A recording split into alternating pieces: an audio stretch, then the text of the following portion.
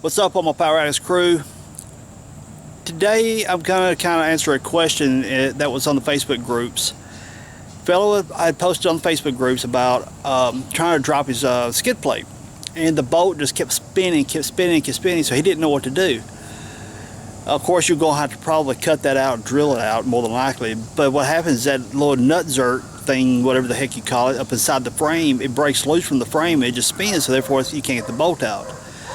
And the other problem is, once you get the bolt out, you can't get a bolt back in because there's nothing to screw it into. So you've got a couple of different choices. Let's look at the frame on this real quick. So what we're looking at here is the side of the frame here. Here's the door coming down. Here's your skid plate and my makeshift transfer case drop. So what they do is, there's a couple different options. What it is this nut zert thing up inside here. Whenever you try to loosen that bolt, it's spinning up inside the frame. So your choices are, you can get these caps. I call them caps. They're like they wrap around the frame, a metal. They come up to here, go under and up, and they have the nut pieces built into them. So what you do is you knock your holes in here, and here, clear them out big enough that the replacement pieces go up and sandwich the frame. Then you go up through here and you weld them in, weld them around your mounts, and blah blah blah. Your other choice would be to make a little patch piece to go in here. And that's what I'm going to show you how to do today. Those brackets, I don't know what you call them, safety caps or whatever they call them on the market, that go up over the frame right here and that has a nut built into them. I think, if I remember, I kind of halfway looked them up, sent the guy the links and said, hey, here's an option, because I didn't have the video produced to show, hey, here's another option.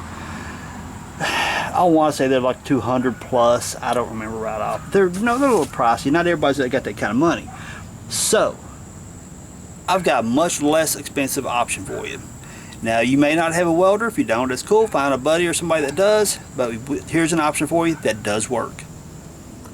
Okay, what I have here, what I'm going to demonstrate on is a section of the frame out of rust bucket here. And so what we'll imagine is this hole right here is where that was, and you cut it out big enough, okay? Now I say big enough, you'll see here in a moment what I'm talking about. Let's just imagine now, use your imagination, this is where the nut zert used to be, that was in, that broke loose, okay? Use your imagination, we're going to use this frame.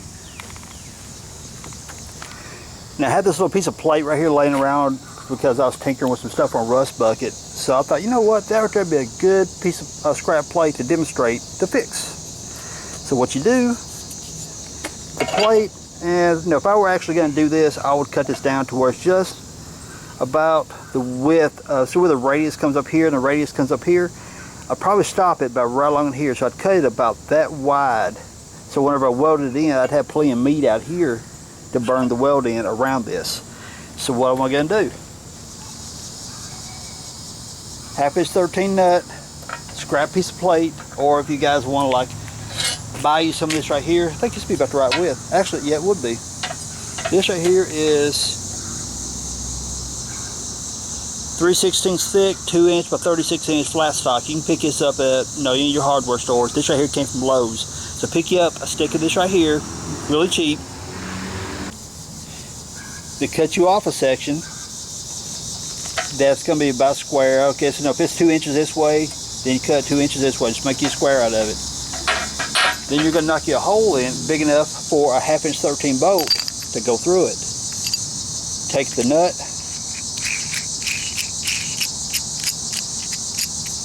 screw down on there, but what you want to do is keep your nut loose enough that you can kind of feel where the center is. Get about centered of the hole and lock the nut in place. Now I'm going to get the welder. I'm going to tack this nut in place.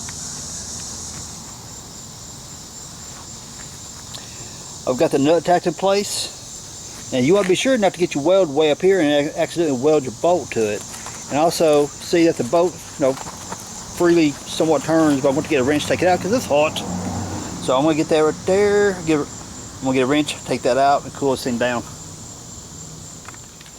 Now you'll find as you're taking out the bolt, there's a little bit of probably on the notchy side. That's because you heat the bolt up.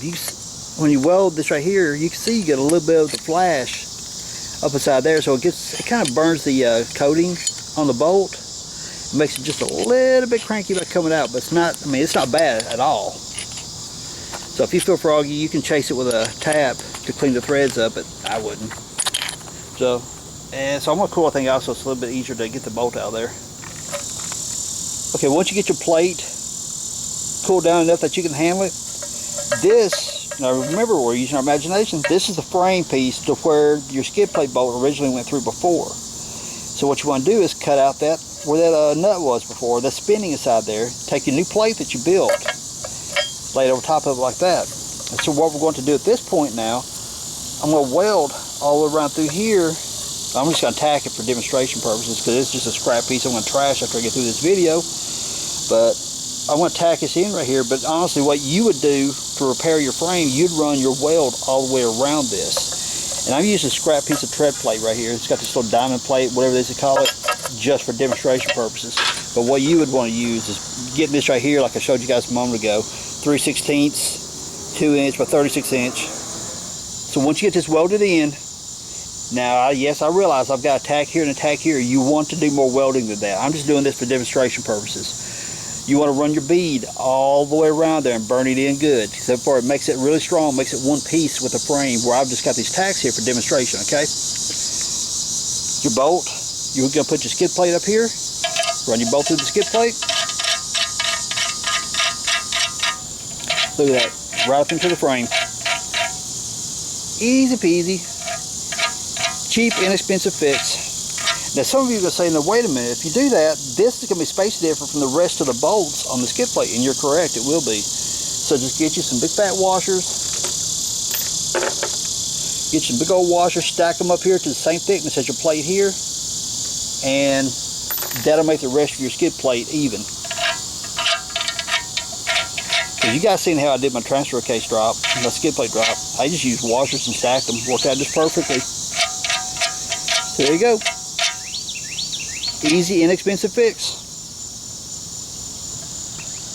Easy, inexpensive fix for your skid plate spinning bolts. Now that is one of the issues that kind of plagues the YJs and CJs that has the skid plate, of course, along with the TJs also. That, you know, if that bolt gets rusted up to that welded nut up inside that frame, it breaks that welded nut loose, and then next thing you know, you got something spinning and it's hard to get the sucker out of there. You're going to have to cut it. So there is the option of having those caps like I mentioned earlier. They're expensive, and you've got to cut, you know, if you just do one side, you want to cut 3 holes out, then weld that whole plate in all the way around the frame. This is a much less expensive option. I mean, you go buy some half-inch 3/16 nuts at the hardware store, grade 8. Get a piece of that 3/16 thick, 2 inch wide, 36 inch long bar stock.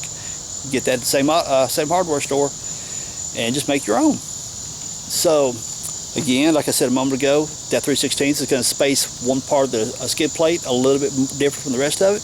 Put washers in the rest of it, level it back out, not a big deal. Or take that 3/16 plate and make washers out of it. Just cut your 2x2 square, knock your hole through it, do the rest of it. However you want to do it, totally your call.